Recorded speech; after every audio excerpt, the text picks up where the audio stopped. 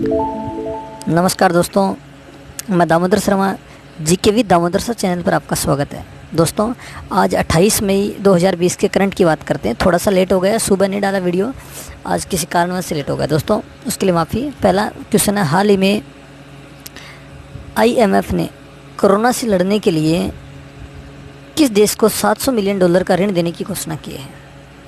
IMF ने Myanmar को $700 million ऋण देने की घोषणा की है। जब भी आप दोस्तों IMF की बात करोगे, इंटरनेशनल मॉनेटरिंग फंड के नाम से इसे बोलते हैं, और इसकी स्थापना होती है दोस्तों 1945 में IMF की स्थापना होती है। इसका मुख्यालय दोस्तों वाशिंगटन DC में इसका मुख्यालय है, और इस IMF का वर्तमान में जो अध्यक्ष है क्रिस्टलिना जोर्जेवा है। क्रिस्टलिना जोर्जेवा, याद रखना, क्रिस्टलिना जोर्जेवा। दोस्तों, दूसरे क्वेश्चन की तरफ बढ़ते हैं। हाल ही में WHO ने कोरोना के मरीजों पर किस बीमारी की दवा के परीक्षण पर रोक लगा दी है? बहुत ही चर्चा का विषय दोस्तों, ये मलेरिया की दवा हाइड्रोक्लोक्सिन उसका नाम है। भारत से अमेरिका ने खरीद रखा है, कई देशों ने भारत से मांगा इस दवाई को, लेकिन जो WHO है उसने इस बीमारी पर रोक लगा दी। WHO विश्व स्वास्थ्य संगठन, वर्ल्ड हेल्थ ऑर्गेनाइजेशन के नाम से बोलते हैं। इसका मुख्यालय जिनेवा में इसका मुख्यालय दोस्तों जिनेवा स्विट्ज़रलैंड में है। और WHO की स्थापना कब होती है? 7 अप्रैल 1948 को इसकी स्थापना होती है। 7 अप्रैल को कौन सा दिवस आता है? विश्व स्वास्थ्य दिवस आता है दोस्तों, इसी कारण आता है, चर्चा का विषय है। तीसरे क्वेश्चन की तरफ आगे बढ़ते हैं दोस्तों।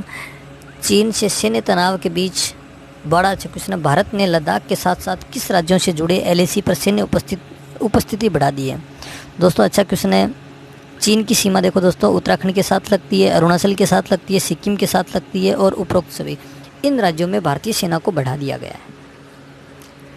सैन्य विवाद है, वो आपको बताऊंगा, एक वीडियो अलग से बताऊंगा सैन्य विवाद किस कारण से है, आगे भी क्वेश्चन आ जाएगा। लद्दाख इन राज्यों की सीमा लगती है, तो यहाँ पर सैन्य कार्रवाई को बढ़ा दिया गया, याद रख लेना दोस्तों। चौथे क्वेश्चन की तरफ आगे बढ़ते हैं। लद्दाख में पेंगोंग लेक के बाद अब किस घाटी में इंडियन और चाइनीज़ आर्मी आमने सामने खड़ी है और तनाव है? ये याद रखना, गलवान घाटी है दोस्तों, गलवान घाटी है, मानसरोवर झील के पास है, लद्दाख क्षेत्र के पास है। लद्दाख अक्साई चीन में पेंगोंग झील है और उसके पास गलवान घाटी है। वहाँ पर कुछ जगह के लिए लगभग 80 किलोमीटर जगह, उस जगह के लिए दोनों देशों की सेना के बीच में आमने सामने है। और चाइना तो कोविड-19 के कारण खूब चर्चा में, पूरी दुनिया में चर्चा में, चाइना ने कोविड-19 को फैलाया। भारत इस कोविड-19 से बच रहा है, मतलब इतनी ज़्यादा महामारी भारत में इतनी नहीं फैली है। तो चाइना भारत पर यह सोच रहा है कि भारत में क्यों नहीं फैली, जितनी अमेरिका में कोविड-19 ने कहर भर पाया इतना भारत में क्यों नहीं भर पाया, तो चाइना इस बीच में कर रहा है दोस्तों। घाटी का नाम याद रखना, गलवान घाटी है, लद्दाख क्षेत्र में है।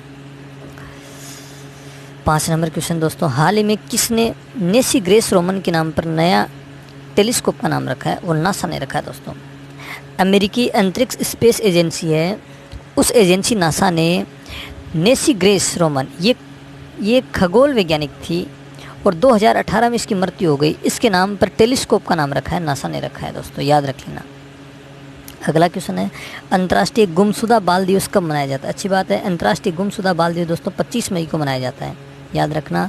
आगे की बात करेंगे, भारतीय सेना के कमांडरों की 3 दिवसीय कॉन्फ्रेंस कब आयोजित की गई है? भारतीय थल सेना, वायुसेना, जल सेना, तीनों की जो मीटिंग थी ना, वो लद्दाख क्षेत्र में चाइना और भारत के सैनिकों के बीच में तनाव चल रहा है, उसके लिए 27 से 29 मई के बीच में आयोजित चल रही है। कल ख़त्म होगी, 29 मई को वो ख़त्म होगी कॉन्फ्रेंस। अच्छा, सेना की बात करोगे, वर्तमान में थल सेना अध्यक्ष कौन है? मनोज मुकुंद नरवणे थल सेना अध्यक्ष हैं। वर्तमान में नौसेना अध्यक्ष कौन है? एडमिरल करमबीर सिंह इसके नौसेना अध्यक्ष हैं। अच्छा, वर्तमान में वायुसेना अध्यक्ष कौन है? वर्तमान में राकेश सिंह भदौरिया वर्तमान में वायुसेना के अध्यक्ष हैं, air chief marshal Rakesh Singh Bhadauria. तो तीनों सेना के कमांडर याद रखना, थल सेना का मनोज मुकुंद नरवणे, नौसेना का एडमिरल करमबीर सिंह, और वायुसेना का air chief marshal Rakesh Singh Bhadauria. दोस्तों, 8वें क्वेश्चन की तरफ आगे बढ़ते हैं। 27 मई को किस पूर्व प्रधानमंत्री की पुण्यतिथि आती है? अब सब जानते हैं 27 मई 1964 को पंडित जवाहरलाल नेहरू की मृत्यु होती है, और जब पंडित जवाहरलाल नेहरू की मृत्यु होती है उसके बाद एक सुंदर छवि वाले नेता लाल बहादुर शास्त्री को प्रधानमंत्री बनाया जाता है दोस्तों। और पंडित जवाहरलाल नेहरू के बारे में सब जानते हैं, जो एग्जाम की तैयारी कर रहा है, कंपटीशन की तैयारी कर रहा है, वो नेहरू जी के बारे में सब जानते हैं। वो लगातार दूसरी बार प्रधानमंत्री बने थे, तो इसकी चर्चा करने की जरूरत नहीं है दोस्तों। 8वें क्वेश्चन की बात करते हैं। हाल ही में किसे UN military general advocate of the year award से सम्मानित किया गया? उसका नाम है सुमन गवानी। सुमन गवानी उत्तराखंड की रहने वाली है दोस्तों, और इसको UN मिलिट्री 2019 का UN military general advocate of the year से सम्मानित किया गया है। दोस्तों अंतिम क्वेश्चन की तरफ बात करते हैं। हाल ही में पीके नायर को किस देश में भारत का नया राजदूत नियुक्त किया है? नाइजर। भारत का नाइजर में जो एम्बेसडर है वो पीके नायर है, हाल ही में नियुक्त किया गया है। तो चर्चा का विषय आने वाले एग्जाम में पूछ सकता है दोस्तों। नाइजर की आप बात करोगे, अफ्रीका महाद्वीप में जाना, नाइजर का मानचित्र देखना, लीबिया और सूडान के पास में नाइजर है दोस्तों।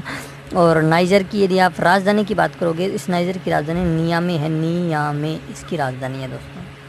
याद रखना 10 क्वेश्चन है, आपको समझ में आएगा। एक बार वीडियो को जरूर देखना। वीडियो आपको पसंद आए तो लाइक करना, शेयर करना दोस्तों। ओके।